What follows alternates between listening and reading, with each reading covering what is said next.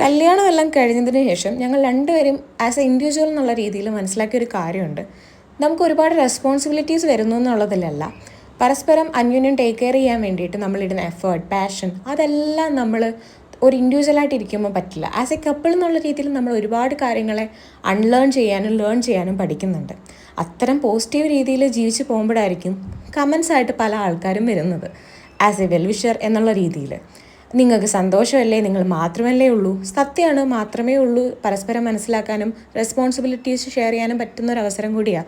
എങ്കിൽ പോലും ഫാമിലിയും ഫ്രണ്ട്സും ആസ് എ ഇൻഡിവിജ്വൽ എന്നുള്ള രീതിയിൽ നമ്മൾക്ക് രണ്ടിനും മിസ് ചെയ്യാറുണ്ട്.